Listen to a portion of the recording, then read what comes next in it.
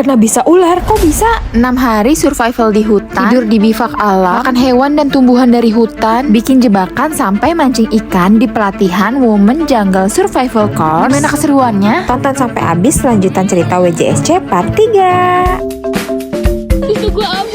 Setiap hari kita bangun jam 4.30, terus olahraga, sarapan, dan langsung masuk ke kelas. Materi pertama tentang kesehatan perjalanan higienitas dan siklus kewanitaan. Terus lanjut ke materi pertolongan pertama gawat darurat. Di sini kita dikasih tugas untuk praktekin cara menolong orang kalau kegigit ular. Jadi ini bohongan ya guys, nggak kegigit beneran. Tapi kalaupun amit-amit ketemu kejadian kayak gini, intinya kita harus tenangin orangnya dan nggak boleh bergerak supaya bisanya nggak menyebar. Lanjut setelah itu materi kita adalah navigasi darat. Di sini kita diajarin tentang arah mata angin, titik koordinat dan azimut. Tentunya pakai peta manual dan kompas orientasi kayak gini. Jadi kalau kesasar di hutan dan baterai HP kita habis, kita bisa gunain kompasnya. Lanjut kegiatan hari ini kita belajar tentang 8 simpul dasar. Tapi jujur li otak aku Lola jadi kagak ngerti-ngerti. Setelah seharian berkegiatan, kita makan malam dulu. Dan tiba-tiba kedatangan Kansa guys. Jadi malam ini ditutup dengan sharing season bersama Kansa dan suhu kita Kang Bongkeng. Karena besok kita udah masuk hutan, malam ini kita dikasih logistik. Nah ini dia logistik kita selama 4 hari. Tapi dibagi untuk berlima guys, kira-kira cukup atau enggak ya? Akhirnya hari yang ditunggu datang juga. Pagi ini kita mulai masuk ke hutan untuk beneran pelatihan ilmu survival guys. Sebelum trekking kita dikasih titik koordinat pakai Avanza Maps nih. Sekalian supaya kita bisa ngerti cara pemakaiannya. Jam 9 pagi kita mulai masuk ke dalam hutan guys. Di tiap titik kayak tikungan atau mata air, kita tuh marking gitu di Avanza Maps-nya. Supaya kita bisa ngelacak nih kita udah jalan sampai mana, dan kalau kesasar kita bisa balik lagi. 30 menit trekking kita udah sampai aja nih di tempat tujuan pertama kita. Di sini kita belajar tentang cara penggunaan golok, karena nanti pas di hutan kita bakal bikin bivak dan cari makanan pakai golok kita. Materi selanjutnya kita diajarin cara bikin bivak alam. Terus langsung disuruh praktekin, jadi kita cari bahan-bahannya dulu.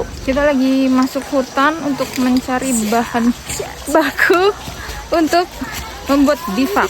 Kita udah habis ngambil daun-daun buat atas bivak. Kita bikin bivak alam. Di sini kita bagi-bagi tugas, ada yang ngerakit dan ada yang cari bahan-bahan. Ini dikerjainnya rame-rame ya guys, 70 orang. Nanti ada saatnya kita harus bikin sendiri guys. Nah ini dia namanya Kang Tommy, dia tuh lagi ngajarin kita cara bikin bivak solo pakai flysheet. Kita tuh bener-bener harus merhatiin karena nanti kita bakal praktekin sendiri-sendiri guys. Setelah itu dilanjut dengan materi perapian. Kali ini diajarin sama Kang Ciko lagi guys. Ini tuh Kangnya lagi nyalain api tanpa menggunakan korek guys, keren banget kan. Jujur bikin api juga susah banget guys. Ini tuh kita gagal mulu. Jujur guys ceritanya masih panjang banget dan makin seru. Jadi pastiin kalian follow biar gak ketinggalan cerita selanjutnya. Coba komen di bawah ini durasinya udah panjang atau belum guys.